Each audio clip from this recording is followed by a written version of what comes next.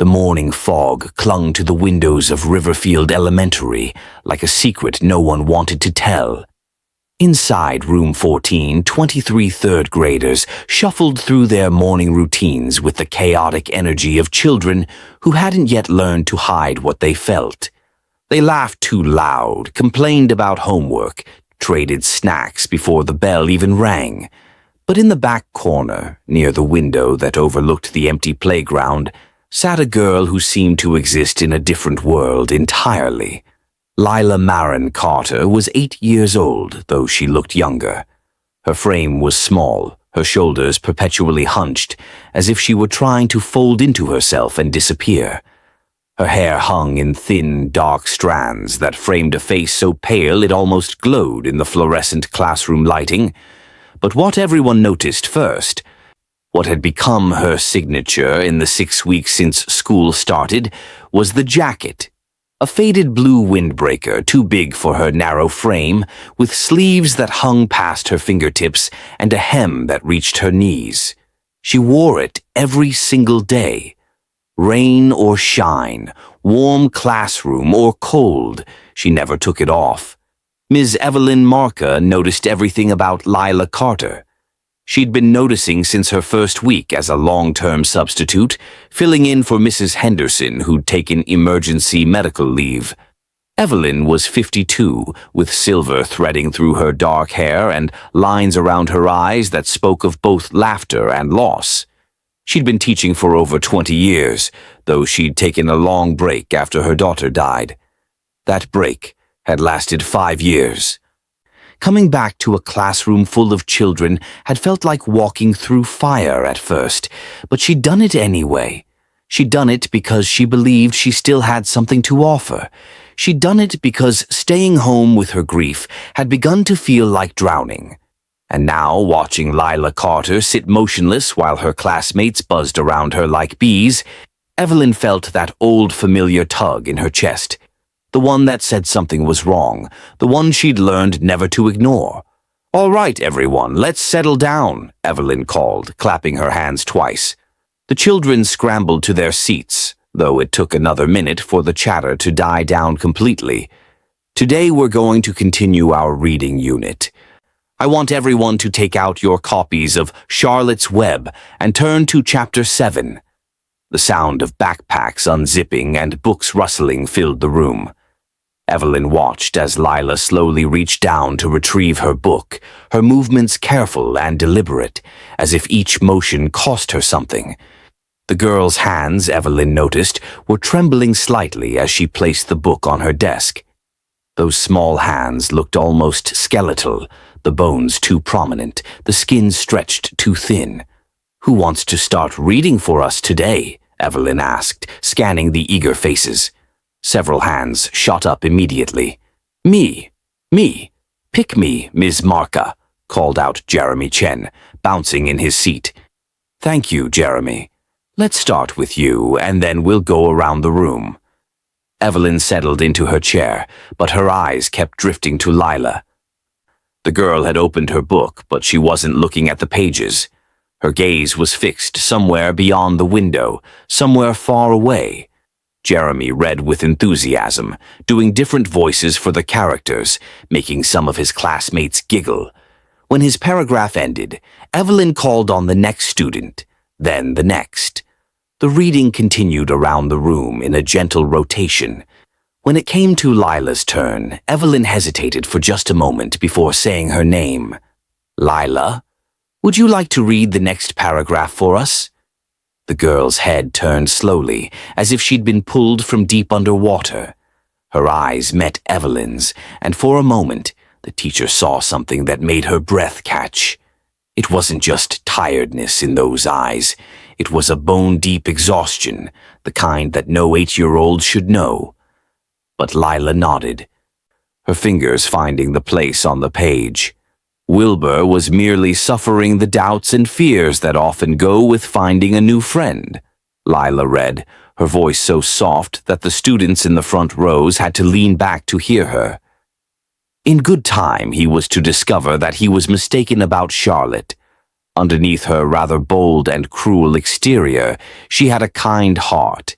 and she was to prove loyal and true to the very end. Her voice cracked on the last few words, and she stopped abruptly, pressing her lips together. Evelyn saw her swallow hard, as if pushing something back down. "That was beautiful, Lila. Thank you," Evelyn said gently. "Marcus, why don't you continue for us?" The reading went on, but Evelyn barely heard it.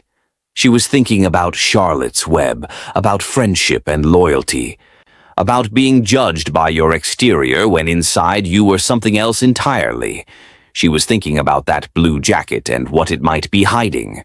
Before we dive in, drop a comment and let us know where you're watching from. We'd love to hear from you. If you enjoy educational stories like this, be sure to like the video, subscribe, turn on the notification bell, and share it with someone who'd love it too. When lunchtime came, Evelyn watched the children line up with their lunchboxes and cafeteria cards, chattering about who would sit with whom, negotiating trades of chips for cookies, fruit snacks for crackers. Lila was the last to stand, moving with that same careful slowness, clutching a small brown paper bag that looked nearly empty.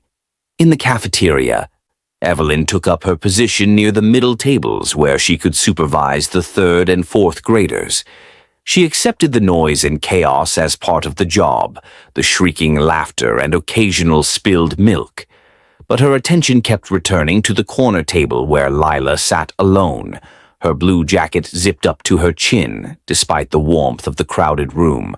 Evelyn moved closer, pretending to wipe down a nearby table. From this angle, she could see what Lila had pulled from her paper bag. 4 saltine crackers. Nothing else. No sandwich, no fruit, no juice box. Just 4 crackers, which Lila was eating with small, careful bites, making each one last as long as possible. "Lila," Evelyn said, approaching the table, "is that all you brought for lunch today?" The girl looked up, and something like panic flashed across her face. She pulled the paper bag closer as if to hide it. "I'm not very hungry," she said quickly. "I had a big breakfast." It was a lie. Evelyn had been a teacher long enough to recognize the tone, the way Lila wouldn't quite meet her eyes. But she also recognized something else, the fear behind the lie.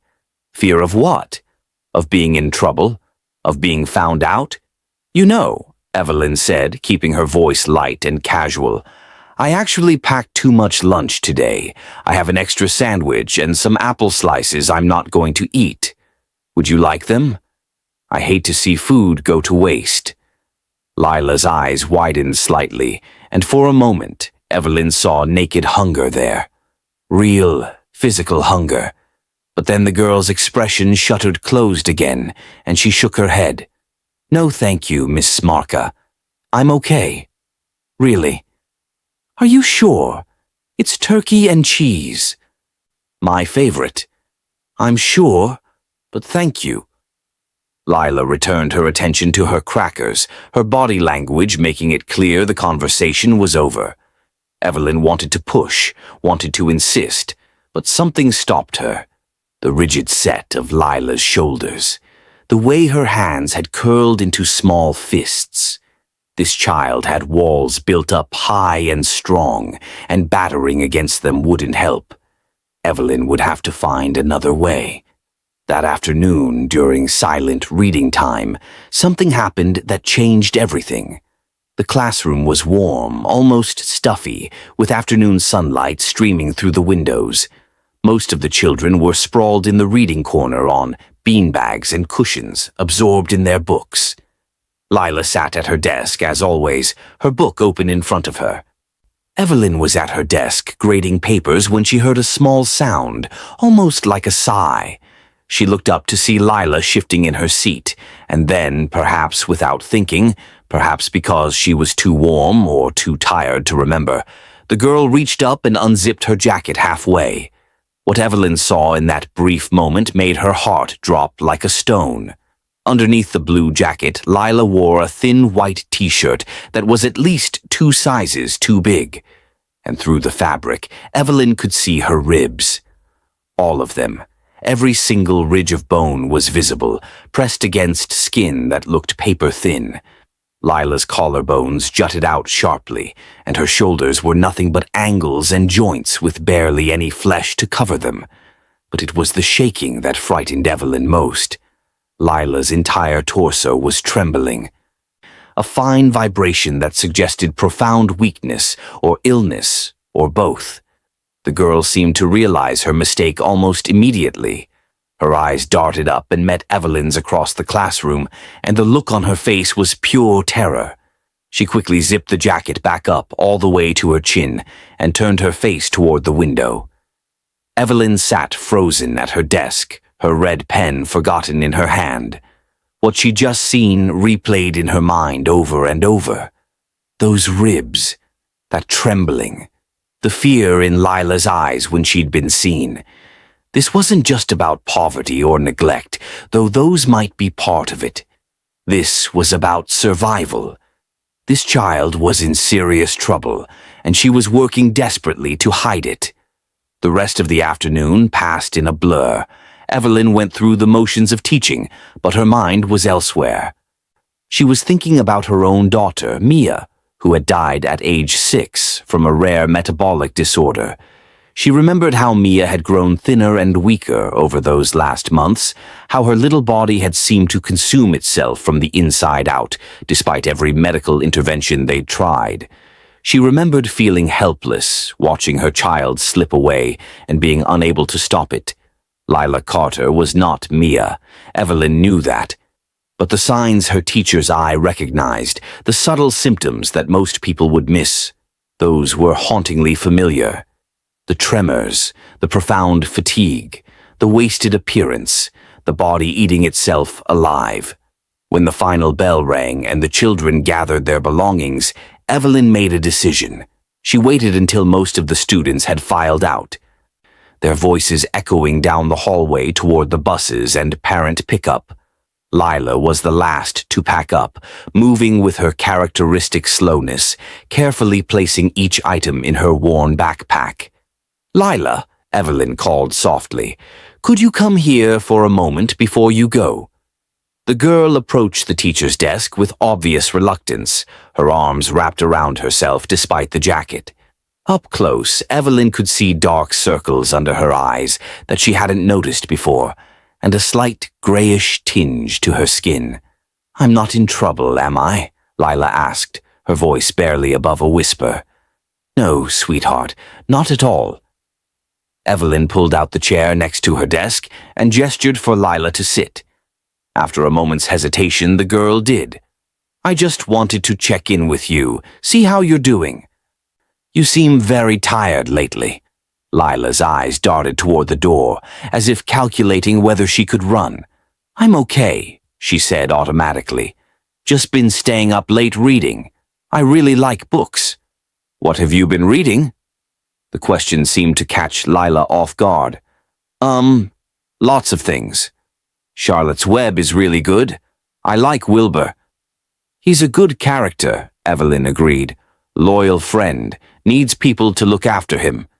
She paused, choosing her words carefully. "Everyone needs people to look after them, don't they? Everyone needs help sometimes." Lila's jaw tightened. "I don't need help. I'm fine. Lila, I noticed you didn't have much lunch today, and I've noticed you seem very tired. I'm worried about you." Evelyn kept her voice gentle, non-accusatory. "Is everything okay at home? Is someone making sure you have enough to eat?" "I have enough food," Lila said quickly. Too quickly.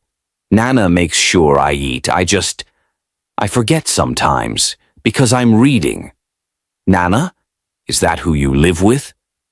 Lila nodded, then seemed to realize she'd revealed too much. She stood up abruptly, her chair scraping against the floor.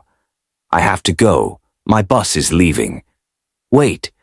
Evelyn started to stand, but Lila was already moving toward the door, her thin legs carrying her faster than seemed possible given how frail she looked. "Lila, please. I just want to help." The girl stopped in the doorway but didn't turn around. "I don't need help," she repeated, and then she was gone, her footsteps echoing down the hallway. Evelyn sank back into her chair, her mind racing. Nana, that's who Lila lived with. A grandmother, great-grandmother. And what about parents? The girl's file would have that information. Evelyn pulled it up on her computer, her fingers moving quickly across the keyboard. There it was, Lila Carter. Date of birth, March 15th. Emergency contacts, Beatrice Cole, great-grandmother, and Dinah Cole, mother. But there was a note flagged on the mother's name, something that made Evelyn's blood run cold. Current contact information unavailable. Last known status, unable to be reached. Unable to be reached. What did that mean? Evelyn clicked through more files, looking for anything that might explain. There were attendance records showing Lila missed quite a few days last year. There were notes from the school nurse about Lila falling asleep in class, about complaints of dizziness and headaches, but there was nothing about the mother's whereabouts. Nothing about who was actually caring for this child day to day. Evelyn spent the rest of the afternoon making phone calls, first to the school counselor, Patricia Morgan, who'd been with Riverfield Elementary for 15 years and knew every family in the district. Patricia listened as Evelyn described what she'd observed, the profound weight loss, the trembling, the near-empty lunch bag. "I remember the family," Patricia said, her voice heavy with concern. The mother, Dina, was struggling financially last year, single parent working 2 jobs just to keep the lights on. The great-grandmother, Beatrice, was living with them to help with childcare, but she's quite elderly, mid-80s, I believe. "Do you know where the mother is now?" Evelyn asked. There was a long pause. "Let me make some calls," Patricia finally said. "I'll get back to you." When Patricia called back an hour later, her voice was grim. "Evelyn, I need you to sit down for this. I spoke with our contact at Social Services. Dina Cole was convicted of check forgery 8 months ago. She's serving an 18-month sentence at Redwood Correctional Facility." Evelyn felt the room tilt slightly. 8 months ago? But that would mean that Lila has been living with her great-grandmother alone this entire time. An elderly woman with advancing dementia, according to the case notes. There was supposed to be a welfare check months ago, but things fell through the cracks. The address they had on file was old. They lost track of the family. "My God," Evelyn breathed. "That poor child, she's been taking care of herself. And probably taking care of her great-grandmother, too." "We need to do a home visit immediately," Patricia said. "I'm calling Child Protective Services now, but given their caseload, it might be a day or 2 before they can get someone out there. In the meantime, can you keep a close eye on Lila? Make sure she's safe at school?" "Of course," Evelyn said, though her mind was already moving ahead. A day or 2? What if Lila collapsed before then? What if something happened to her great-grandmother? What if that child went home tonight to a cold house with no food and no one to help her? That evening, Evelyn found herself sitting in her car, outside the address listed in Lila's school file. She knew she probably shouldn't be here. This was overstepping, possibly even inappropriate. But she couldn't stop thinking about Mia. About how desperately she'd wanted someone, anyone, to save her daughter when the doctors couldn't. About how she'd have given anything for one more day, one more hour, one more chance to make things right. Lila Carter wasn't her daughter, but she was someone's daughter. And she needed help. Now. Not in a day or 2 when the system finally ground into motion. The neighborhood was called Riverfield Heights, though there was nothing heightened about it except maybe the crime rate. Small houses huddled close together, their paint peeling, their porches sagging. Several had bars on the windows. Kids' toys lay abandoned in overgrown yards. The house matching Lila's address was particularly run down, with missing roof shingles and a front door that looked like it had been kicked in and poorly repaired at some point. Evelyn took a deep breath and got out of her car. The evening air was cool, carrying the smell of someone's dinner cooking and the distant sound of dogs barking. She walked up the cracked concrete path to the front door and knocked. Nothing. She knocked again, louder this time. After what felt like an eternity, she heard shuffling footsteps inside. The door opened a crack, revealing a sliver of an elderly woman's face. Pale blue eyes, clouded with confusion, peered out at her. "Mrs. Cole? Beatrice Cole," Evelyn said gently. "My name is Evelyn Marka. I'm Lila's teacher. I just wanted to check in and see how everything is going." The door opened wider. The woman standing there was tiny, barely 5 feet tall, wearing a floral house dress that hung loosely on her frame. Her white hair was uncombed, sticking up in tufts. She looked at Evelyn with an expression of vague recognition, mixed with deep confusion. "The electric company?" Beatrice asked. "I paid the bill. I'm sure I did. Or was that last month?" "No, ma'am. I'm not from the electric company. I'm Lila's teacher." "Lila?" Beatrice's face brightened slightly. "My little Lila. Such a good girl. So quiet. Never any trouble." Then her expression clouded again. "Did she do something wrong at school?" "Not at all," Evelyn assured her. "She's wonderful. I just wanted to talk to you about—" "Nana?" A small voice came from inside the house, and then Lila appeared behind her great-grandmother, still wearing the blue jacket. When she saw Evelyn standing on the porch, her face went white. "Ms. Marka, what are you doing here?" "I came to check on you," Evelyn said honestly. There was no point in pretending now. "I'm worried about you, Lila." "We're fine," Lila said quickly, moving to stand protectively in front of her great-grandmother. "Everything's fine. You don't need to worry." "Sweetie, it's okay. I'm not here to get anyone in trouble. I just want to help." "We don't need help." Lila's voice rose, and Evelyn saw tears forming in the corners of her eyes. "Please just go. Please." But Evelyn's gaze had moved past Lila into the dim interior of the house. What she saw made her stomach clench. The living room was visible from the doorway, sparse furniture, stacks of unopened mail on every surface, a blanket and pillow on the couch, as if someone had been sleeping there. And in the corner she could see into the kitchen. The sink was full of dishes. The small table held cereal boxes and empty cans. On the counter sat a row of pill bottles, several of them toppled over. "Lila," Evelyn said softly, "may I come in? Just for a minute?" "No, we're fine, Lila's voice broke, and suddenly she wasn't an 8-year-old trying to hold the world together anymore. She was just a frightened child. "Please don't take me away. Please, Nana needs me. Mom said to take care of Nana until she gets back. She said I had to be strong. I'm being strong. I can do this." Evelyn's heart shattered into pieces. She stepped forward and, very gently, placed her hands on Lila's thin shoulders. "Oh, sweetheart, you've been so strong, stronger than anyone should have to be. But you don't have to do this alone anymore. Let me help, please." Lila stared up at her, those huge eyes swimming with tears, and Evelyn saw the exact moment the girl's defenses crumbled. Her face crumpled, and she began to cry, deep, wrenching sobs that shook her whole fragile body. Evelyn pulled her into a hug, feeling the sharpness of her bones, the way she trembled like a bird. Beatrice stood in the doorway looking confused and distressed. "Why is she crying?" the old woman asked. "Did something happen? I can't remember. I'm supposed to remember, aren't I?"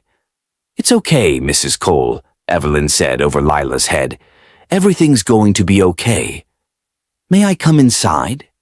The old woman nodded vaguely and shuffled back into the house.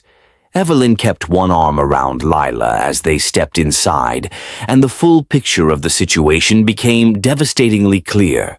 The house was cold because the heat was apparently turned off or broken. There was almost no food in the kitchen. Evelyn opened the refrigerator to find only condiments and a dried-out piece of cheese. The cabinets held some crackers, a nearly empty box of cereal, and cans of soup. "Lila," Evelyn asked gently, "when did you last have a real meal?" Lila wiped her eyes with her sleeve.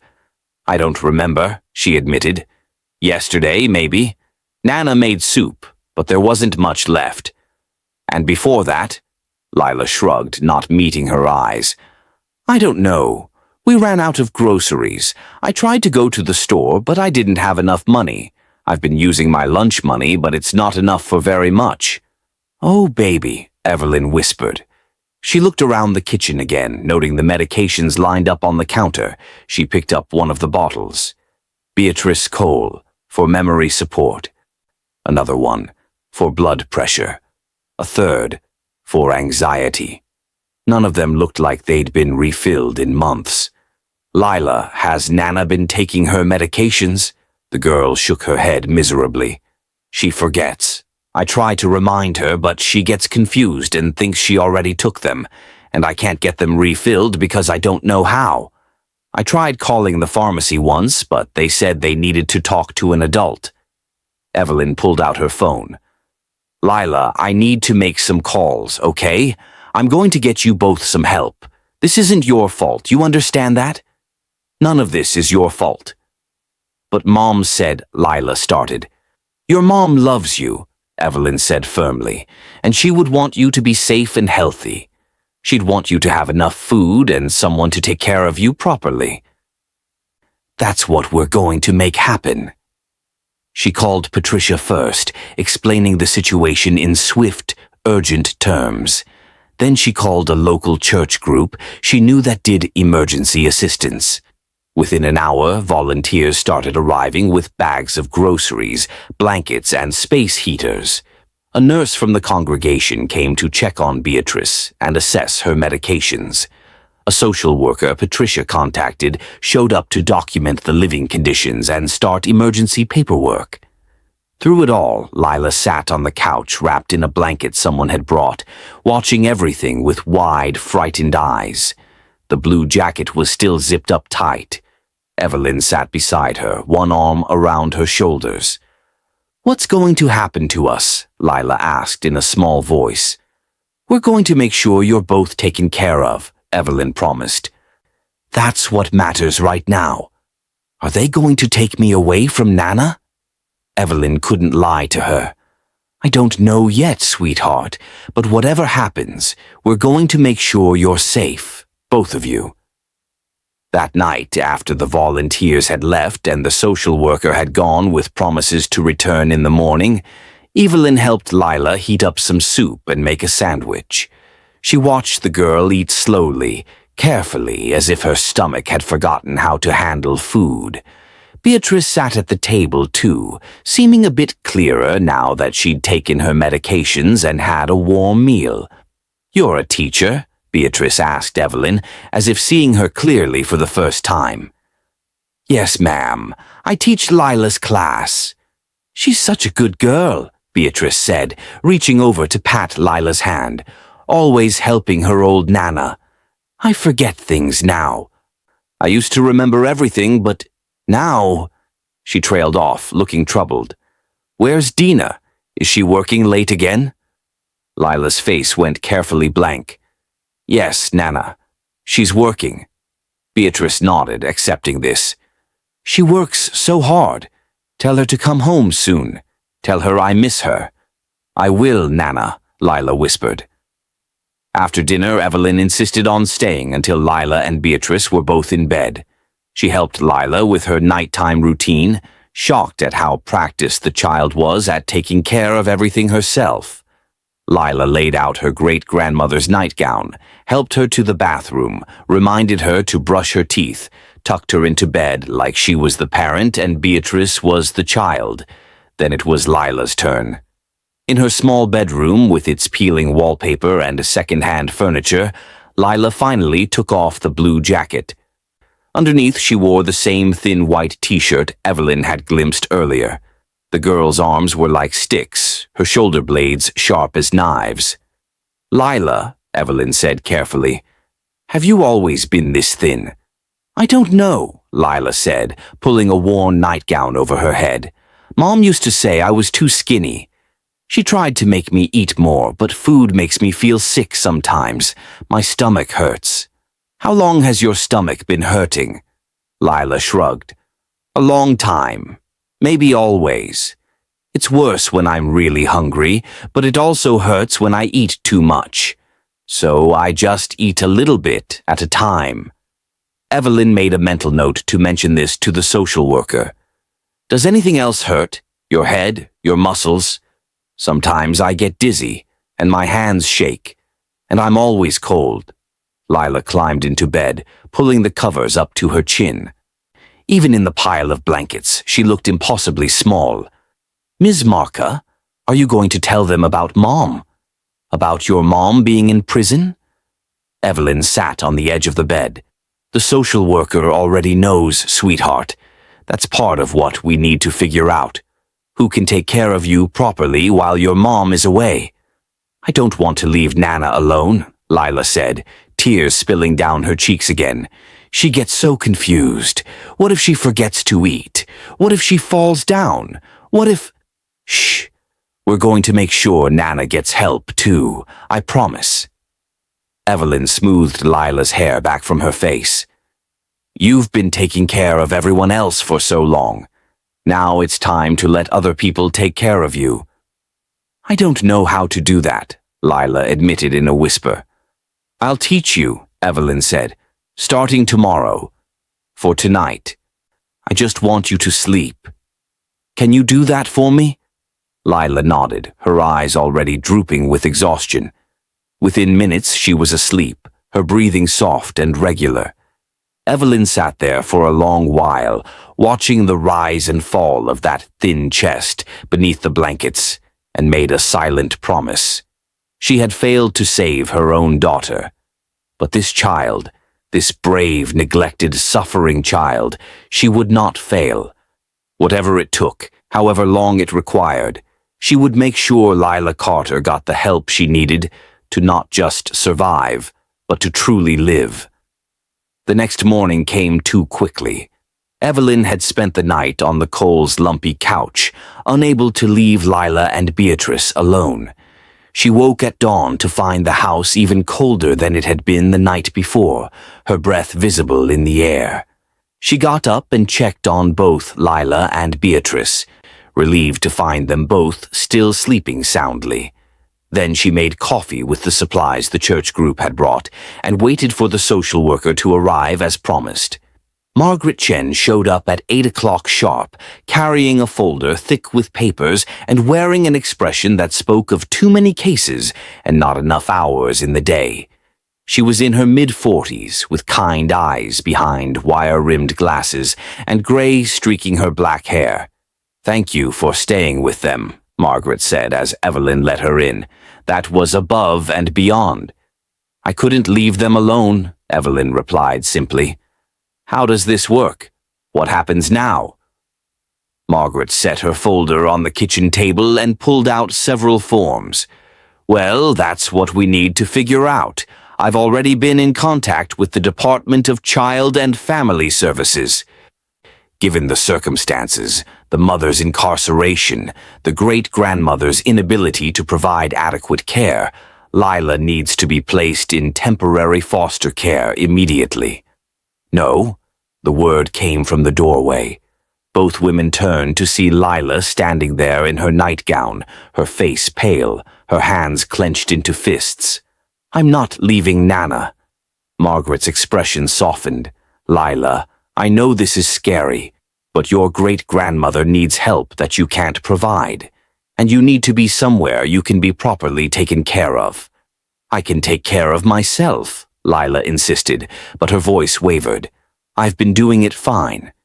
You've been doing it bravely, Evelyn corrected, moving to stand beside the girl. But sweetheart, you shouldn't have to. You're 8 years old. You should be playing and learning and being a kid. Not worrying about whether there's food in the house or if the heat is working. What about Nana? Lila's eyes filled with tears. Who's going to take care of her? We're arranging for in-home care assistance, Margaret explained. Someone will come every day to help your great-grandmother with her medications, meals, and daily activities. She'll be able to stay in her home, but with proper support. Can I visit her? Of course, we'll arrange regular visits. And when Mom gets out?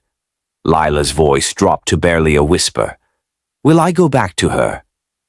Margaret exchanged a glance with Evelyn. That will depend on a lot of factors. Your mother will need to demonstrate she can provide a stable home environment. But that's something to think about down the road. Right now, we need to focus on getting you healthy and safe. The morning passed in a blur of phone calls and paperwork. Evelyn called the school to explain she'd be absent, then stayed with Lila while Margaret made arrangements. Beatrice woke confused and agitated, not understanding why there were strangers in her house.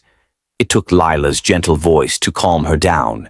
It's okay, Nana, the little girl said, holding her great-grandmother's wrinkled hand. These people are here to help us. Ms. Marka is my teacher, remember? She's nice. I don't remember, Beatrice said fretfully. I'm supposed to remember things, aren't I? Why can't I remember? It's okay not to remember, Lila assured her, with a maturity far beyond her years. You just need to rest and let people help you. Can you do that? Eventually, a home health aide arrived to stay with Beatrice while they took Lila to the hospital. Margaret had arranged for a full medical evaluation at St. Ives Children's Center, a pediatric facility with a good reputation.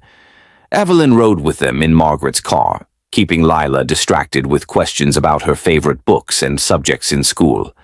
At the hospital, they were met by Dr. Rafael Ortiz, a pediatric specialist with a gentle manner and keen eyes that missed nothing. He took one look at Lila, still wearing her blue jacket despite the hospital's warmth, and his expression grew serious. Hello, Lila, he said, kneeling down to her eye level. I'm Dr. Ortiz. I hear you haven't been feeling well lately. I'd like to run some tests to figure out how we can help you feel better. Is that okay?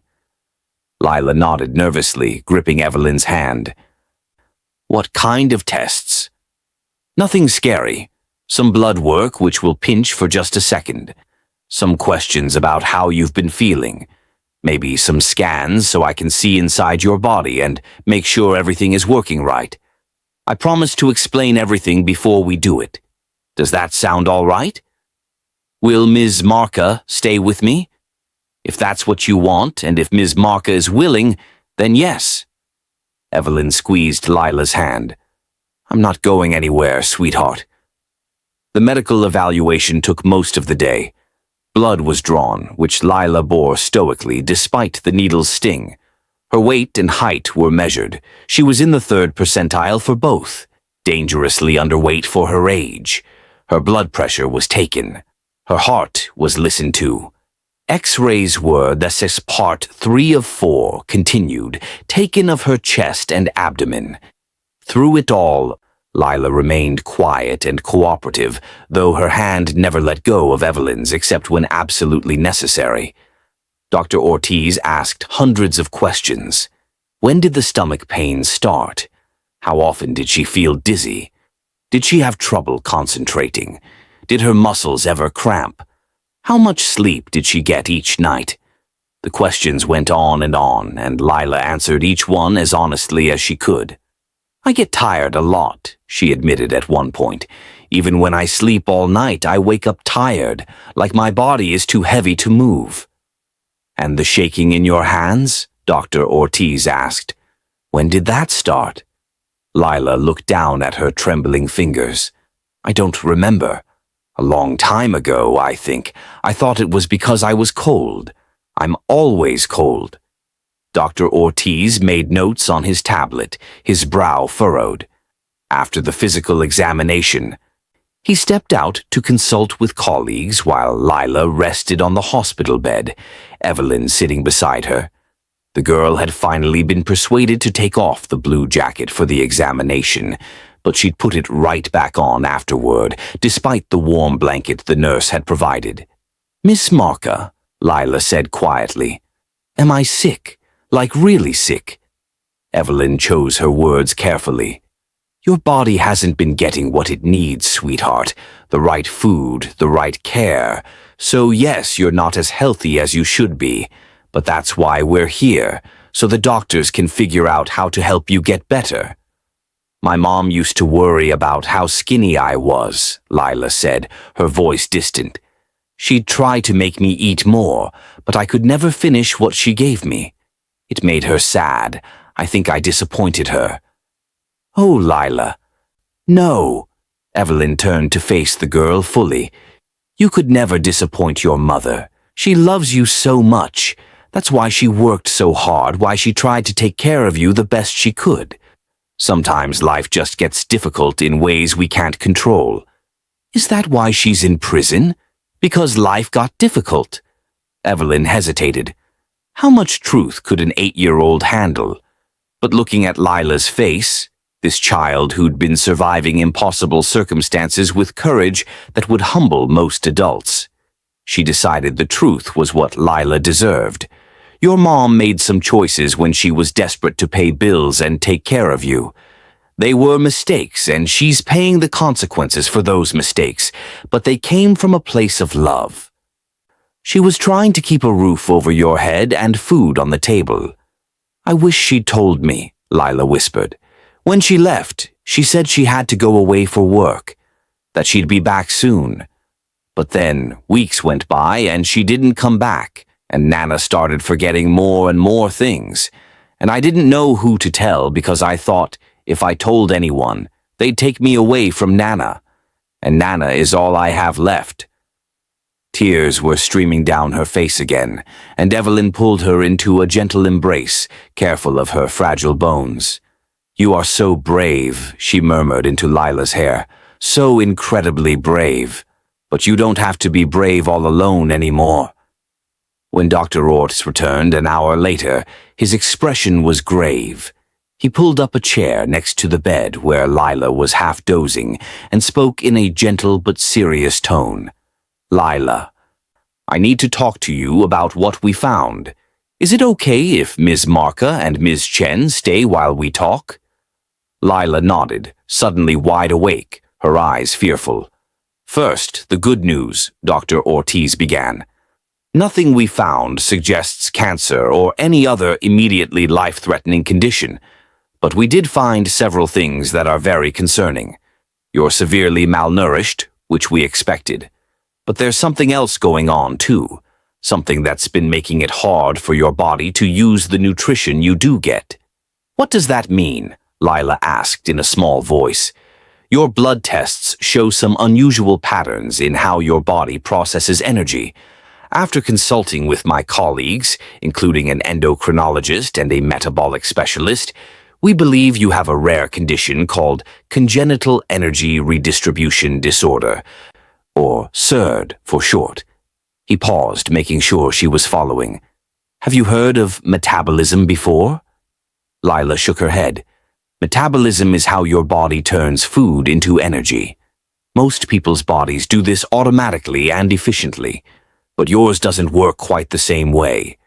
Your body has trouble storing fat and using it for energy when you need it. It's like having a car with a gas tank that has a hole in it. The fuel goes in, but it doesn't stay where it's supposed to.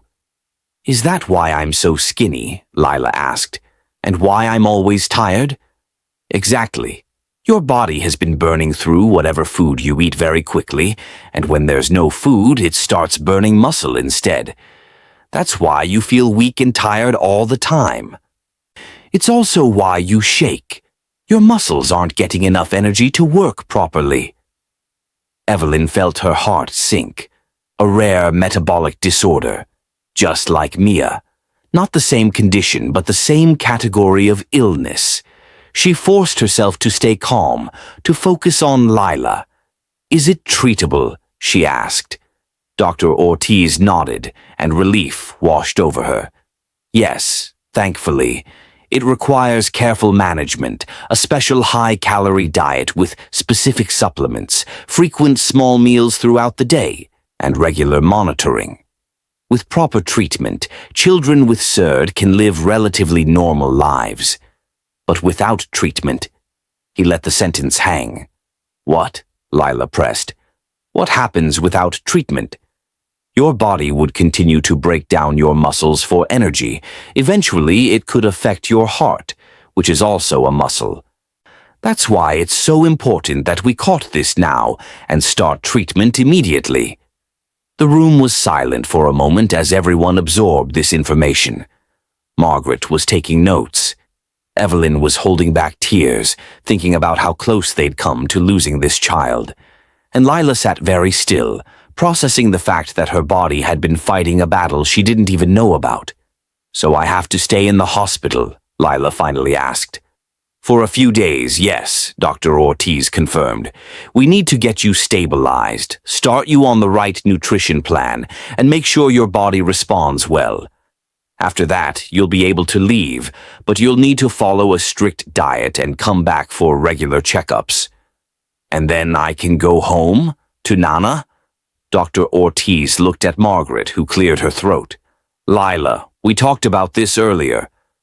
You need to be in a place where someone can make sure you eat the right foods at the right times, take your supplements, and get to all your medical appointments. Your great-grandmother, as much as she loves you, isn't able to provide that level of care right now. So I'm going to a foster home." It wasn't a question. Lila's voice was flat, resigned. "A very special foster home," Margaret said quickly.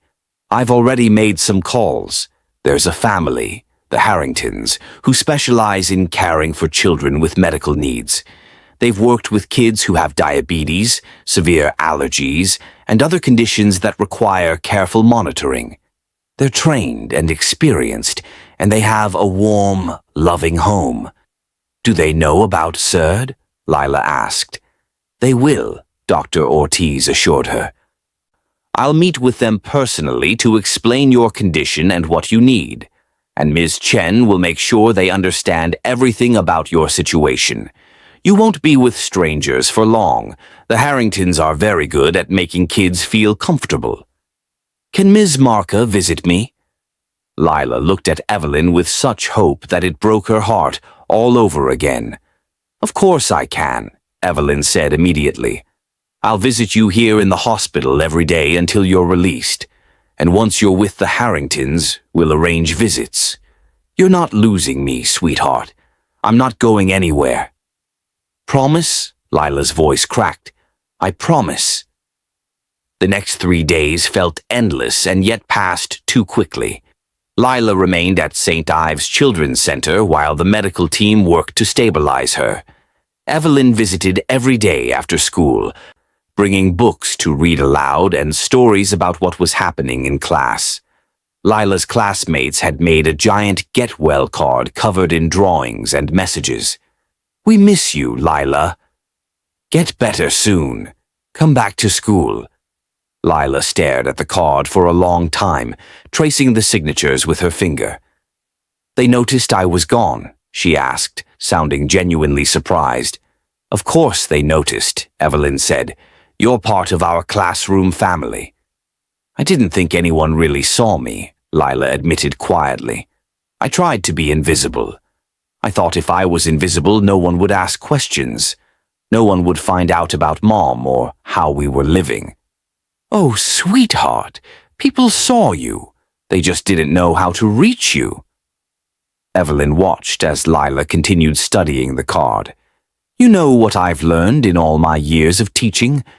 The quietest students are often the ones who need the most help, and the bravest ones are the ones who've been fighting battles nobody knows about." During those hospital days, Lila began to look better.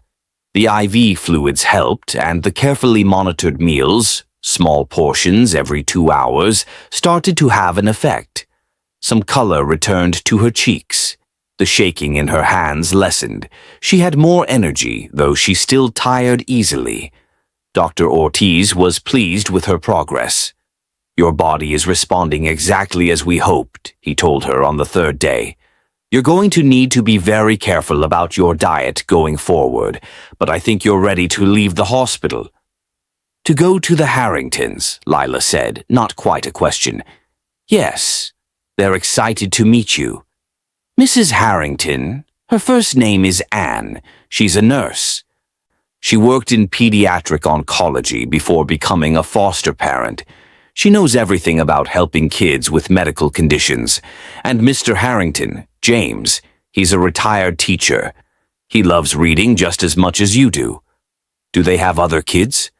They have 2 other foster children right now. Michael is 10. He has type 1 diabetes. And Sarah is 7. She has severe asthma. Both kids have been with them for over a year. The Harringtons are very good at what they do. That evening, Evelyn was sitting with Lila when Margaret arrived with Anne and James Harrington. They were both in their mid-50s, with warm smiles and gentle manners. Anne had curly red hair starting to gray, and James wore glasses that made his blue eyes look kind and wise. They didn't overwhelm Lila with too much enthusiasm or false cheer. Instead, they pulled up chairs and sat down at her level. "Hi, Lila," Anne said. "We've heard a lot about you. Dr. Ortiz says you've been very brave during all these tests." Lila shrugged, picking at the edge of her blanket. "I guess." "We know this is all very scary and confusing," James added. "Coming to live with people you don't know, having to follow a new routine, being away from your Nana. We want you to know that we understand this is hard, and we're going to do everything we can to make it easier for you." "Will I have my own room?" Lila asked quietly. "You will," Anne confirmed. "It's painted light blue. We heard that's your favorite color. There's a bookshelf we thought you could fill with your favorite books, and a desk by the window for homework. We tried to make it comfortable, but if there's anything you want to change or add, you just let us know." "Can I bring my jacket?" Lila pulled the blue windbreaker closer around her shoulders. "Of course," James said. "You can bring anything that's important to you." They talked for a while longer, the Harringtons answering Lila's questions about their house, the other children, what a typical day looked like. They didn't push her to commit to anything or pretend to be excited. They simply offered information and patience. After they left, Lila turned to Evelyn with scared eyes. "They seem nice." "They do," Evelyn agreed. "But what if I can't do it? What if I can't eat all the food I'm supposed to eat? What if I mess up with the supplements? What if they decide I'm too much trouble?" "Hey," Evelyn said firmly, taking both of Lila's hands in hers. "Listen to me. You are not too much trouble. You are a child who needs help, and that's what the Harringtons do. They help children who need it. And I'll be checking in all the time. If you're struggling, you tell me. If you're scared, you tell me. If you need anything at all, you tell me. Okay?" "Okay," Lila whispered. "Miss Marka, thank you for not giving up on me, for seeing me when I was trying to be invisible." Evelyn pulled her into a careful hug. "I'll always see you, Lila, always." The transition to the Harringtons' home was both easier and harder than anyone expected. The house itself was welcoming, a 2-story craftsman in a quiet neighborhood with a large yard and a porch swing. Anne and James had created a space that felt like a real home, not an institution. The kitchen had a chalkboard wall where the kids could draw. The living room had comfortable couches and shelves full of board games and books. Lila's room was exactly as Anne had described, painted soft blue with white curtains, and a bookshelf waiting to be filled. But Lila's first night there, she barely slept. She lay in the unfamiliar bed, staring at the unfamiliar ceiling, wearing her blue jacket over her pajamas, even though the house was warm. She kept thinking about Nana alone in that cold house. What if Nana forgot to eat? What if she wandered outside and got lost? What if she needed Lila and Lila wasn't there? Around midnight, Anne quietly opened the door and found Lila sitting up in bed, tears streaming down her face. She didn't say anything at first, just sat down on the edge of the bed and waited. After a moment, Lila whispered, "I can't stop thinking about her." Your Nana? Anne asked gently. Lila nodded. What if something happens to her? What if she's scared? She gets so confused at night. The home health aide is staying with her overnight, Anne reminded her. Her name is Carla, and she's very experienced with elderly care. Your Nana is safe. But she doesn't know Carla. Nana gets upset when there are people she doesn't know. That's true for the first day or two, but Carla is patient and she'll help your Nana get used to her presence. And Margaret arranged for you to call your Nana tomorrow afternoon. Would that help? Lila nodded, wiping at her eyes. I'm sorry I'm crying. I know I should be grateful to be here. Oh, honey, no. Anne moved closer but didn't touch Lila without permission. You can be grateful and sad at the same time. You can be relieved to have help and still miss your Nana. Feelings aren't simple. They don't have to make perfect sense. I feel like I abandoned her, Lila admitted in a tiny voice. Like I broke my promise to Mom. She told me to take care of Nana, and I failed. You didn't fail, Anne said firmly. You did everything humanly possible for months. You did the job of an adult when you were just a little girl. But some jobs are too big for one person, even grown-ups. That's why we have communities. That's why we have people who help. You didn't fail, you survived. And now you're letting people help you and your Nana, which is actually the bravest thing you could do. Lila looked up at her, searching her face. Do you really think so? I know so. Anne smiled. Now, I can't make the sadness go away tonight. But I can sit with you while you feel it, or I can read to you if you'd like, or we can go downstairs and I'll make you some warm milk with honey. What sounds best? Could you read to me, like Ms. Marka does? I'd be happy to. Anne picked up the copy of Charlotte's Web from Lila's nightstand. Evelyn had brought it from school. Where were you and Ms. Marka in the story? Chapter 9, where Charlotte is spelling words in her web. Anne began to read, her voice soft and steady, and gradually Lila's breathing evened out. She didn't fall asleep, not yet, but some of the tension left her small body. The blue jacket stayed on, but that was okay. Some comforts took time to let go of. The first week was an adjustment for everyone. Lila struggled with the meal schedule. Eating every 2 hours felt overwhelming when she'd grown accustomed to near starvation.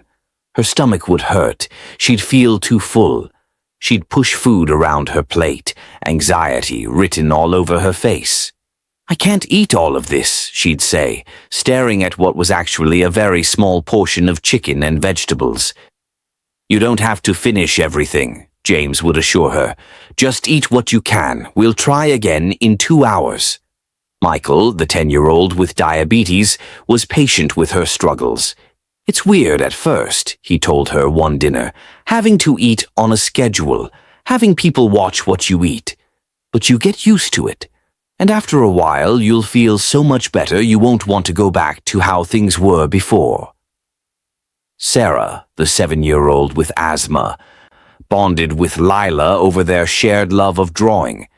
They'd sit together at the kitchen table, Sarah showing Lila how to draw horses, Lila teaching Sarah how to make her letters fancier. Slowly, carefully, Lila began to come out of her shell. Evelyn visited twice during that first week, bringing homework assignments and updates from school. She noticed the changes immediately. Lila had gained a few pounds already, though she was still far too thin. The dark circles under her eyes were fading. She smiled more, though there was still a sadness in her eyes that would probably take a long time to heal. Your classmates miss you, Evelyn told her during one visit. Jeremy asked me every single day when you're coming back. Really? Lila looked surprised. Jeremy barely knows I exist. Oh, he knows. He told me he thinks you're the smartest reader in the class. Evelyn pulled out a stack of letters. These are from some of your classmates. They wanted to write to you. Lila read through them slowly, her eyes widening. Emma had written about how Lila had once helped her find a book in the library. Marcus mentioned that Lila always shared her crayons. Jessica said she liked how quiet and calm Lila was, that it made her feel peaceful to sit near her. "I didn't know they noticed me," Lila said again, that same wonder in her voice. "People notice more than you think," Evelyn said softly. "We just don't always say it out loud." 2 weeks after Lila moved in with the Harringtons, Margaret arranged the promised visit with Nana Beatrice. Evelyn offered to drive Lila there, and Anne and James agreed it would be good for her to have a familiar person with her. The house looked different than it had before. Someone had cleaned thoroughly. The heat was working. There were groceries in the kitchen, and sitting in the living room in a clean house dress with her hair neatly combed was Beatrice, with Carla the aide sitting nearby. "Nana!" Lila ran to her great-grandmother, throwing her arms around the elderly woman's neck. "Oh, my little Lila!" Beatrice held her close, and for a moment her eyes were perfectly clear, perfectly present. "I've missed you so much, child. Where have you been?" "I've been staying with some nice people, Nana, people who are helping me get healthy." "Healthy?" Beatrice looked confused. "Are you sick?" "A little bit, but I'm getting better." Lila pulled back to look at her great-grandmother's face. "Are you okay? Is Carla taking good care of you?" "This lady?" Beatrice looked at Carla uncertainly. "She's very bossy about my pills, always making me take them." Carla smiled. "That's my job, Beatrice, making sure you stay healthy too." They spent an hour together, Lila and Beatrice, talking about small things, the weather, the birds that came to the feeder outside the window, a TV show Beatrice liked to watch.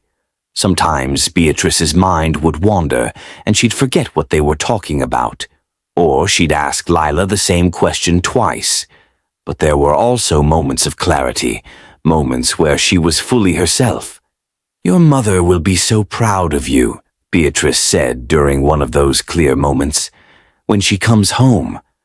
You've been so brave, my girl, so strong." "Nana, do you know where Mom is?" Lila asked carefully. "Do you remember?" Beatrice's face clouded. She had to go away, for work, or was it? I can't quite remember, but she'll come back. She promised she'd come back." "She will," Lila assured her, taking her great-grandmother's hand. "She will come back, and when she does, we'll all be together again." When it was time to leave, Lila clung to Beatrice for a long moment. "I'll come visit again soon, okay, Nana? And I'll call you on the phone." "You're a good girl," Beatrice said, patting her cheek. "Such a good girl." In the car on the way back to the Harringtons, Lila was quiet for a long time. Then she said, "She's getting worse, isn't she? Her memory." Evelyn couldn't lie to her. "Yes, sweetheart, she is. That's what happens with dementia. It progresses over time. Will she forget me? She might forget some things. But love isn't just in memory, Lila. It's deeper than that. Even if her mind gets confused, her heart will know you." Lila absorbed this silently, then asked, "Miss Marka, what's going to happen when Mom gets out of prison? Will we be able to be a family again?" "I hope so," Evelyn said honestly. "But that depends on a lot of things. Your mom will need to show that she can provide a stable home for you. She'll need a job and a safe place to live. She'll need to understand your medical needs and how to manage them. It's going to take time." "How much time?" "I don't know, but I know your mom loves you very much, and I know she'll do whatever she needs to do to have you back in her life." A month into Lila's stay with the Harringtons, something remarkable happened. Margaret called with news that Dina Cole had been granted early release due to good behavior and overcrowding at the prison. She'd completed a reintegration program and had a place in a supervised halfway house. She was being released in 1 week. When Lila heard the news, she had a panic attack.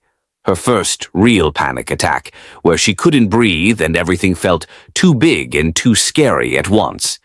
Anne helped her through it, teaching her to breathe slowly, count to 10, focus on things she could see and touch. "Why are you scared?" Anne asked gently, once Lila had calmed down a bit. "I thought you'd be happy your mom is getting out." "I am happy," Lila said, gulping air. "But what if she's mad at me? What if she thinks I betrayed her by letting people find out about everything? What if she doesn't want me anymore because I was supposed to take care of Nana, and I couldn't?" "Oh, Lila," Anne pulled her close. "Your mother is not going to be mad at you. She's going to be relieved that you're safe and getting the help you need. She's going to be so proud of how brave you've been." "But I failed," Lila whispered. "I couldn't do what she asked." "You survived an impossible situation. That's not failure. That's a miracle." The day Dina Cole was released, Margaret arranged for the reunion to happen at her office.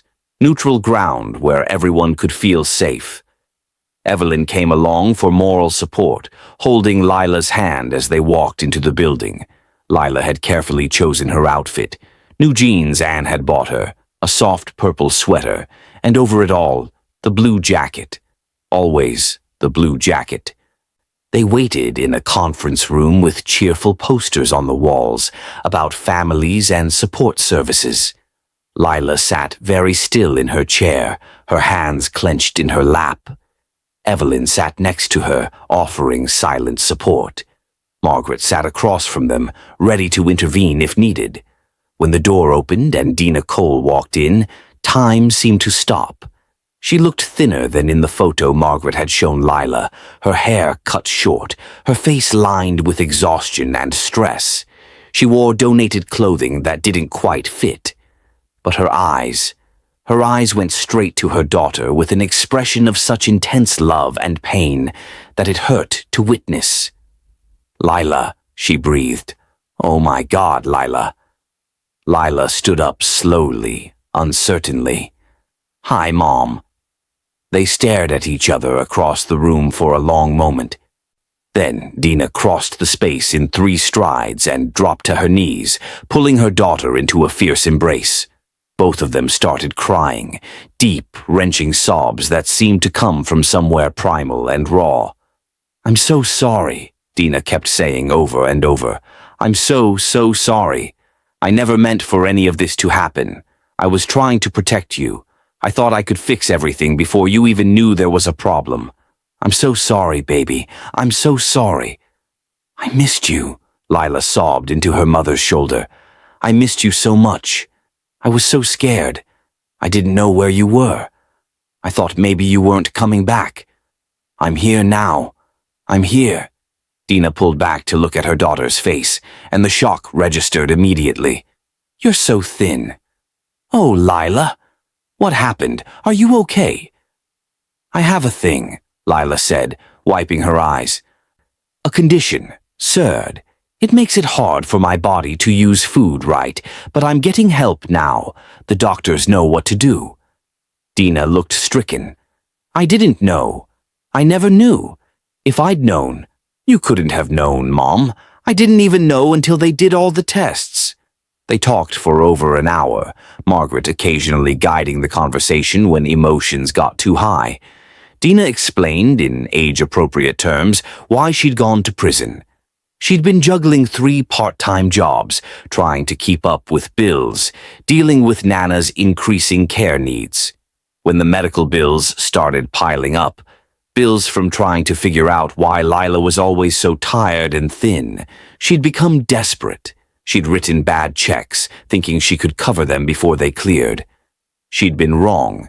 "I made terrible choices," Dina admitted, holding Lila's hands. "I broke the law, and I hurt you in the process by not being honest about what was happening. I thought I was protecting you by pretending everything was fine, but I just made everything worse." "You were trying to take care of me," Lila said. "I understand that now. You were trying to keep us together. But I failed. I left you alone with Nana when she couldn't take care of herself. let alone you. You must have been so scared. I was, Lila admitted, but I learned something too. I learned that asking for help isn't the same as failing. Ms. Marka taught me that. Dinah looked up at Evelyn for the first time, really looked at her. You're the teacher who found her, who saved her. I'm just someone who cares about her, Evelyn said simply. Lila's remarkable. She's been incredibly strong through all of this.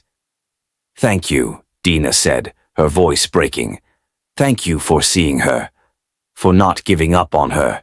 I will never be able to repay that debt. You don't need to repay anything. Just be there for her now in whatever way you can. The plan going forward was complicated but hopeful. Dinah would live in the halfway house for 6 months while she completed a job training program. She'd have supervised visits with Lila every weekend, gradually building up to overnight visits. Lila would stay with the Harringtons during the week, continuing her treatment and medical monitoring. Once Dinah had stable employment and housing, and once the social workers were confident she could manage Lila's complex medical needs, they'd revisit the possibility of reunification. It wasn't perfect. It wasn't the happy ending where everything went back to normal immediately, but it was a path forward, and that was something. 2 months later, something beautiful happened. The National Child Wellness Institute, a non-profit focused on rare pediatric conditions, reached out to Dr. Ortiz about Lila's case. They'd heard about her story and wanted to offer long-term funding for her treatment. But they also wanted to raise awareness about SERD and other rare conditions that often went undiagnosed in children from low-income families. Would Lila be willing to speak at a small event? They asked. Nothing big or scary. Just a few words about her experience to help other families understand they weren't alone. Lila was terrified at first. I don't know what to say, she told Evelyn during one of their now weekly coffee shop visits. Hot chocolate for Lila, coffee for Evelyn, and always a high-calorie snack to keep Lila's energy up. I'm not good at talking in front of people. You don't have to be good at it, Evelyn assured her. You just have to be honest. Tell them what it was like. Tell them what you wish people had known. Your story matters, Lila. It could help another child who's going through something similar. In the end, Lila agreed. The event was held at a community center with maybe 50 people in attendance. Doctors, social workers, teachers, families affected by rare conditions. Lila stood at the podium in a new dress Dinah had bought her, her mother sitting in the front row with tears already in her eyes. And in her hands, Lila held the blue jacket, not wearing it this time, just holding it. Her voice shook when she began to speak. My name is Lila Carter. I'm 8 years old, and for a long time I tried to be invisible. She told her story simply, honestly, about wearing the same jacket every day to hide how thin she was, about being hungry but afraid to ask for food, about taking care of her great-grandmother when she should have been taken care of herself, about the fear of being seen, of being found out, of being taken away. I thought my jacket was the only thing keeping me safe, she said, looking down at the faded blue fabric in her hands. I thought if I kept it on, if I stayed covered up, no one would notice how bad things were. And for a long time it worked. Nobody noticed. Or maybe they noticed but didn't know what to do. She paused, taking a breath.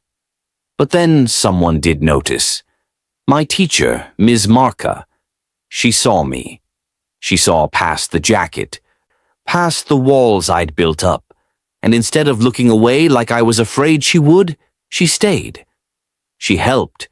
She taught me that being seen isn't something to be afraid of. It's actually the only way to get help. Her eyes found Evelyn in the audience. I used to think asking for help meant I was weak, that I'd failed, but now I know it takes more strength to ask for help than to suffer alone. And I want other kids to know that too. If you're hungry, if you're scared, if you're trying to take care of things that are too big for you to carry alone, you don't have to hide. You don't have to be invisible. There are people who want to help. You just have to let them see you. When she finished speaking, there wasn't a dry eye in the room. People stood and applauded, not just for her bravery in sharing her story, but for the wisdom in her words. Dina was openly weeping, pride and pain written all over her face. Anne and James were there too, beaming with pride. And Evelyn was crying as well, remembering the small, silent child she'd met months ago, and seeing the strong, brave young girl standing at that podium now. After the event, Lila did something symbolic and profound. A young mother approached her with a 6-year-old daughter who'd just been diagnosed with a similar metabolic condition. The little girl looked scared and lost, clutching her mother's hand. Lila knelt down to her level. "It's scary at first," Lila told her gently, "having to eat on a schedule and take medicine and see doctors all the time. But it gets easier, and you'll start to feel so much better. I promise." "I'm cold all the time," the little girl whispered. "And my mom says I have to eat more, but I don't want to." Lila looked down at the blue jacket in her hands, the jacket that had been her armor, her security blanket, her secret keeper for so long. Then, slowly and deliberately, she draped it around the little girl's shoulders. "Here," she said, "you can borrow this. It helped keep me safe when I was scared. Maybe it'll—" Part 4 of 4 continued. "Help you feel safe too. And when you start feeling better, when you don't need it anymore, you can pass it on to someone else who does." The little girl's eyes went wide as she pulled the jacket closer around herself. "Really? I can keep it?" "Really," Lila said, and she smiled, a genuine full smile that transformed her face. "We have to take care of each other, right?" The mother mouthed "thank you" to Lila, tears streaming down her face, and led her daughter away. Lila stood there for a moment, feeling lighter somehow, as if she'd just set down a weight she'd been carrying for far too long. Dina came up behind her and placed a hand on her shoulder. "That was beautiful, baby. I'm so proud of you." "It felt right," Lila said, leaning into her mother's touch. "I don't need it anymore. Not the way I used to." That moment, that gesture of passing on the blue jacket, became something bigger than any of them expected. Evelyn, watching it happen, felt inspiration strike. She thought about all the children suffering in silence, all the Lilas sitting in classrooms across the country, hungry and scared and trying desperately to be invisible. She thought about the teachers who wanted to help but didn't know the signs to look for. Didn't know how to reach through those walls children built to protect themselves. Over the next few months, Evelyn developed a program she called the Blue Jacket Initiative. It was a training course for teachers, counselors, and school staff to recognize the subtle signs of child neglect, medical issues, and family crisis. She taught them what to look for: the child who never removes their jacket, the one who falls asleep in class, the one whose lunch bag is always empty. She taught them how to approach these situations with sensitivity and care, how to build trust with children who'd learned that being noticed meant being in danger. The program started small, just a few workshops at local schools. But word spread. Districts started inviting her to present. Parent-teacher organizations asked her to speak. Within a year, the Blue Jacket Initiative had trained over 500 educators across 3 states. Teachers were catching problems earlier, connecting families with resources, saving children who might otherwise have slipped through the cracks. And Lila continued to heal. Her body responded well to treatment. Within 6 months, she'd gained 15 pounds, still small for her age, but no longer dangerously underweight. Her energy improved dramatically. The tremors in her hands stopped. Color returned to her cheeks, and life returned to her eyes. She thrived at the Harringtons' home. Michael became like the older brother she'd never had, teaching her to play basketball and defending her from neighborhood kids who asked nosy questions. Sarah became her closest friend, the two girls inseparable, drawing together and making up elaborate stories about magical kingdoms and brave heroines. Anne and James provided the stability and care she needed, never pushing too hard, always there with patient support. Her weekends with Dina became the highlight of every week. Mother and daughter rebuilt their relationship slowly, carefully, learning to be honest with each other in ways they hadn't been before. Dina completed her job training program and got hired as an administrative assistant at a medical office. She found a small 2-bedroom apartment in a safe neighborhood, modest but clean and warm. She took classes on managing CERD, learning everything about Lila's condition so she'd be prepared when her daughter could finally come home. The reunification happened on a Saturday in early spring, almost exactly 1 year after Evelyn had first knocked on the door of that cold, dark house. The social workers had approved Dina's home. She had stable employment. She'd demonstrated competence in managing Lila's complex medical needs. And most importantly, the bond between mother and daughter had been rebuilt on a foundation of honesty and mutual support. Lila moved back in with her mother, though they arranged for her to have regular sleepovers with the Harringtons. Anne and James had become family too, and that bond wouldn't be broken just because the living arrangements changed. Michael and Sarah threw a going-home party for Lila, complete with a cake decorated like a book, her favorite thing in the world. Nana Beatrice moved into an assisted living facility that specialized in memory care. It was close enough for regular visits, and the staff there was kind and patient with her increasing confusion. Some days she recognized Lila, her face lighting up with joy. Other days she called her by the wrong name or thought she was someone else entirely. But Lila visited anyway, holding her great-grandmother's hand, reading to her from Charlotte's Web, the book that had been read to her during her darkest times. School became easier too. Lila wasn't invisible anymore, didn't want to be. She made friends with Emma and Jessica from her class. She joined the school book club. She even volunteered to read her favorite poem aloud during a class presentation, her voice steady and clear. Jeremy Chen became her partner for a science project, and they won second place at the school fair. Ms. Marka remained a constant presence in her life. Even after Lila moved up to 4th grade and got a new teacher. They had lunch together once a month, their tradition from those hospital days. They talked about books and school and life. Sometimes they talked about hard things, grief and loss and fear.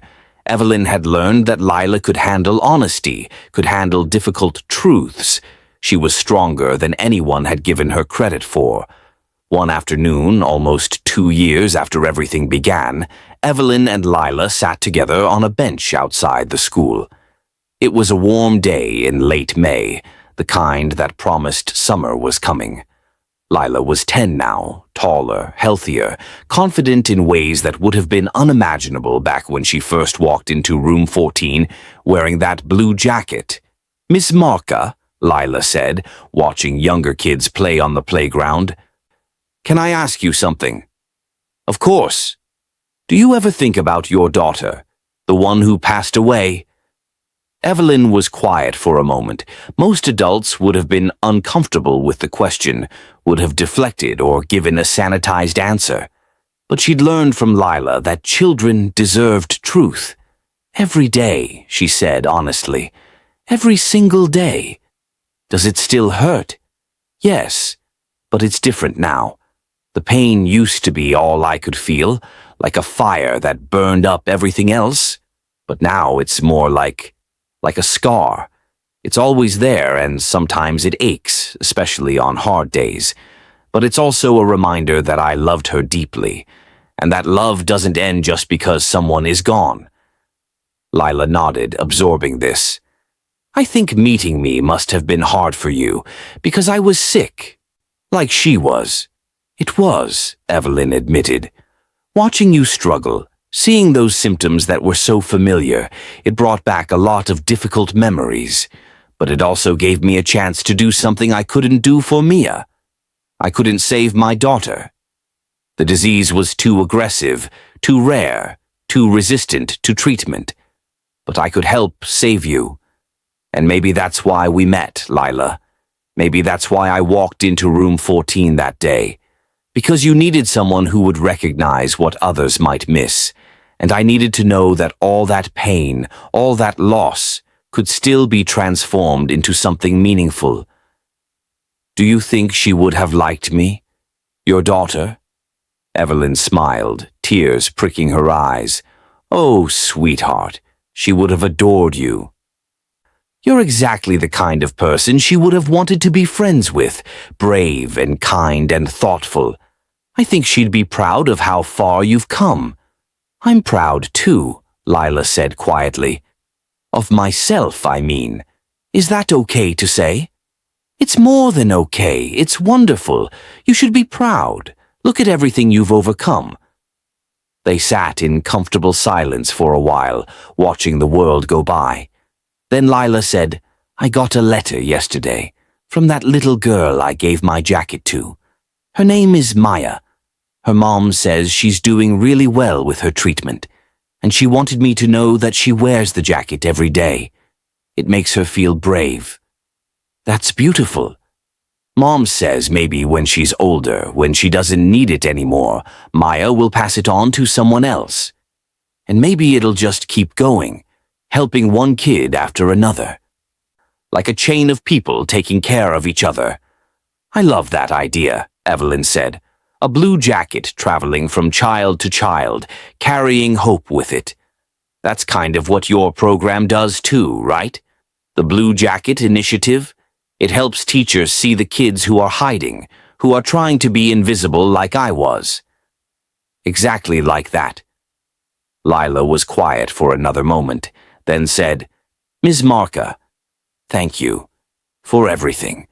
For seeing me when I didn't want to be seen, for not giving up even when I pushed you away, for teaching me that it's okay to need help. Evelyn pulled her into a side hug.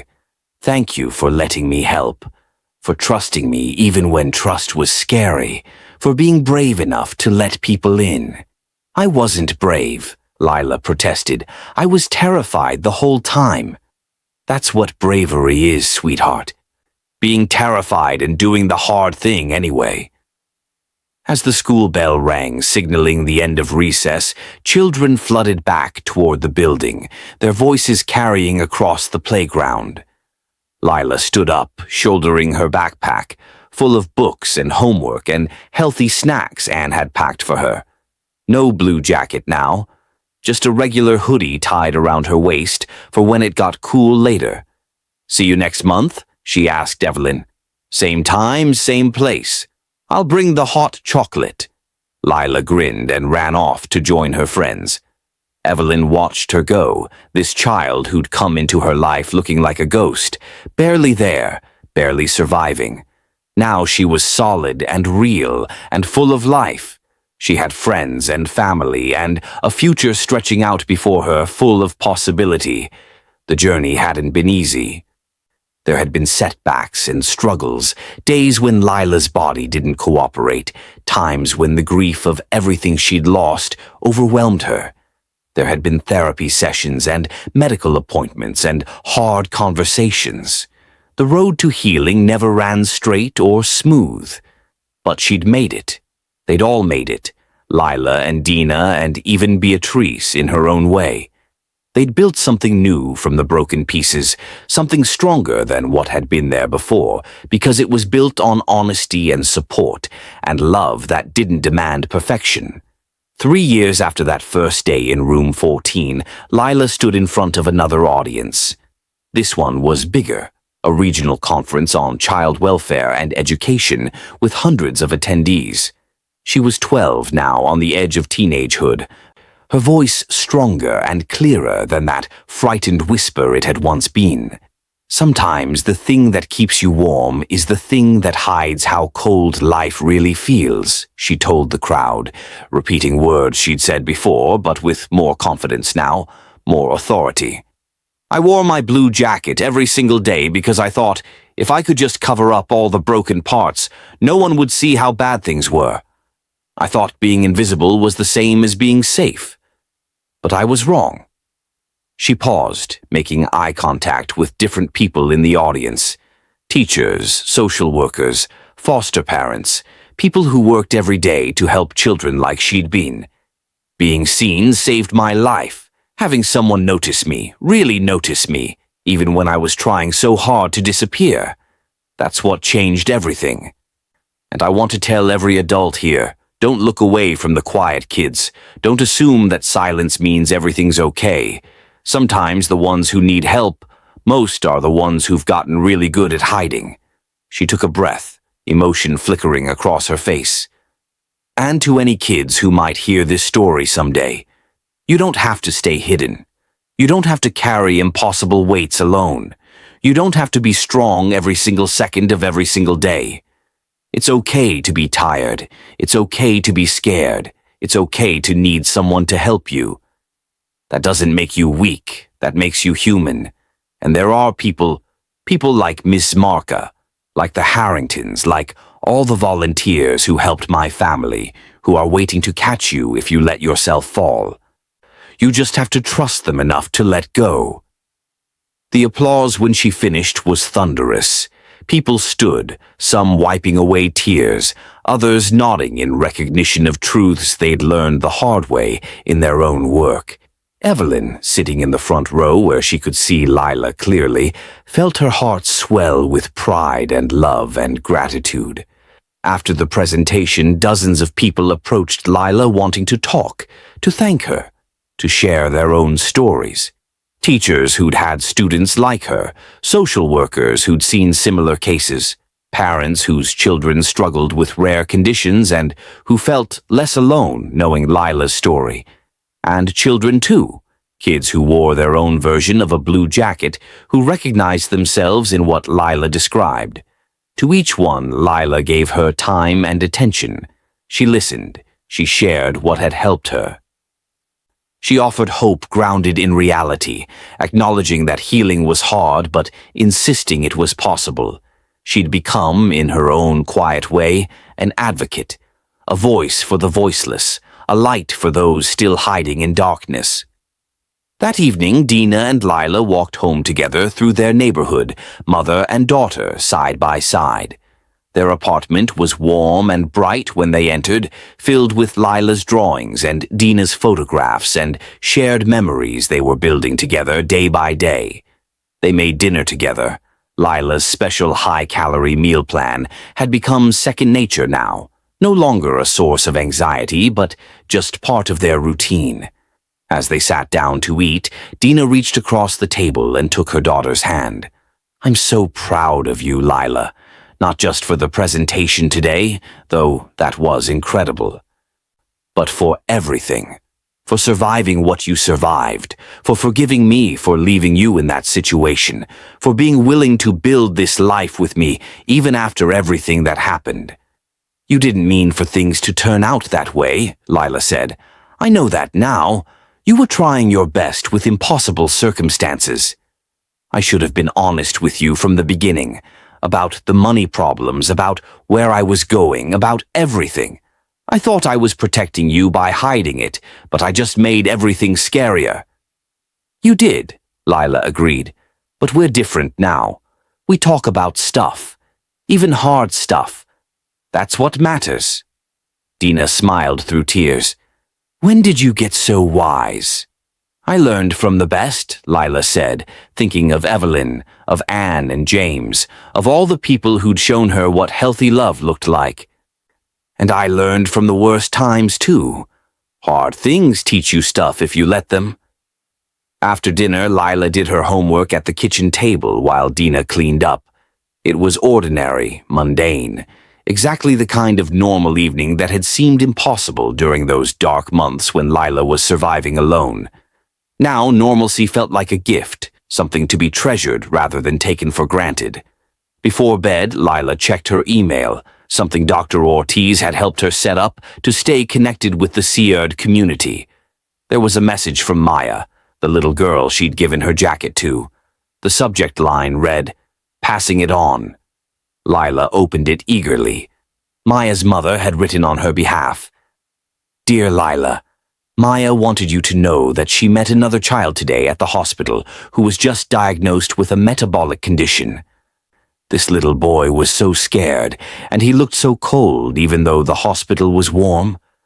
Maya remembered how your jacket made her feel safe during her scariest times. She took it off and gave it to him, just like you gave it to her. He's wearing it now. His name is David, and he's 7 years old. Maya wanted to thank you for teaching her that sometimes the best thing we can do with the comfort we've received is pass it on to someone else who needs it. The blue jacket is continuing its journey, carrying hope forward. Thank you for starting this chain of kindness." Lila read the email 3 times, a smile spreading across her face. The jacket was still out there, still doing its work, still keeping children warm, not just their bodies but their hearts, still reminding them they weren't alone.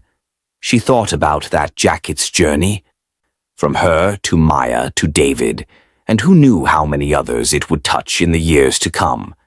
Each child would wear it for a while, draw strength from it, and then, when they were ready, when they'd healed enough, they'd pass it on to the next person who needed it.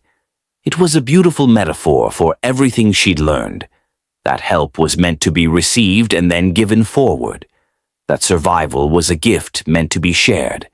That the people who'd been through the darkness were often the best guides for others still struggling to find the light. Before turning off her computer, Lila opened a new email and began typing. Not to Maya this time, but to a teacher who'd reached out after seeing her presentation. The teacher had a student who reminded her of Lila. Quiet, isolated, always wearing the same oversized sweater. She wanted advice on how to help. Lila wrote carefully, thoughtfully, drawing on her own experience. The most important thing is to see her, really see her, even when she's trying to be invisible. Don't push too hard or demand answers she's not ready to give. Just be consistently present. Be safe, be patient. Let her know through your actions that you're not going to give up on her. And when she's finally ready to let you in, be ready to catch her. Because that moment when she stops hiding, when she finally asks for help, that's when she needs you most. That's when everything changes. She hit send and closed her laptop. Tomorrow was Sunday, which meant visiting Nana at the care facility. Then she had homework to finish, a book club meeting on Monday, and plans to help Michael with his science project on Tuesday. Her life was full now. Busy in the best possible way, full of people and activities and purpose. As she got ready for bed, Lila paused in front of her mirror. She looked different than she had 2 years ago. Healthier, obviously. Her face had filled out, her body was stronger. But it was more than physical changes. Her eyes looked different, less haunted, less afraid. They held something new. Confidence, hope, determination. She thought about the girl she'd been, the one who'd tried so hard to disappear. That girl was still part of her, would always be part of her. But she wasn't that girl anymore. She'd grown around the pain, integrated it into who she was becoming. The suffering hadn't destroyed her. Instead, it had shown her what she was capable of, shown her strength she didn't know she possessed. "Good night." "Lila," Dina called from her own bedroom down the hall. "Good night, Mom," Lila called back. "Love you." "Love you too, baby. So much." Lila climbed into bed, pulling the covers up. Her room was warm. Her stomach was full. Her body was healthy. She was safe and loved and seen. It had taken a journey through darkness to get here, but she'd made it. They'd all made it. And somewhere out there, a 7-year-old boy named David, was sleeping in a hospital room, wrapped in a faded blue jacket that had traveled through many hands to reach him. He didn't know yet that he was part of a chain of courage and hope. He didn't know that the jacket had belonged to other children who'd been scared just like him, who'd survived and healed and then passed their strength forward. But he would learn, and when his time came, when he was ready, he'd pass the jacket on too. He'd find another child who needed what he'd received, comfort, hope, the knowledge that they weren't alone. And the chain would continue, one child helping another, an unbroken line of compassion stretching into the future. Lila closed her eyes, feeling peaceful. The story that had begun with a frightened 8-year-old trying to hide behind a blue jacket had transformed into something beautiful. It had become a story about being seen, about accepting help, about healing and hope and the power of human connection. It had become a story about how the darkest times could lead to the brightest transformations if you were brave enough to let people in. And it wasn't just her story anymore. It belonged to Maya and David and all the children the Blue Jacket would touch. It belonged to the teachers trained by the Blue Jacket Initiative who were learning to see their invisible students. It belonged to every foster parent, social worker, doctor, and volunteer who chose to show up for struggling children. It belonged to everyone who'd ever felt broken and found the courage to be seen anyway. The girl in the blue jacket had become a young woman with a voice, and she was using that voice to make sure no child would have to hide the way she'd hidden. No child would have to suffer alone the way she'd suffered. Because now people were watching. Now people knew what to look for. Now the invisible children were finally being seen. If this story touched your heart, we'd love to hear from you in the comments below. Have you ever noticed a child who seemed to be hiding? Have you been that child yourself? Share your thoughts and experiences with our community. And if you found value in Lila's story, please hit that like button, subscribe to our channel for more educational and inspiring stories, and share this video with someone who needs to hear it. Together, we can make sure no child has to face the darkness alone. Together, we can be the people who see the invisible and offer hope to those who need it most. Thank you for watching, and remember, sometimes the bravest thing you can do is let yourself be seen.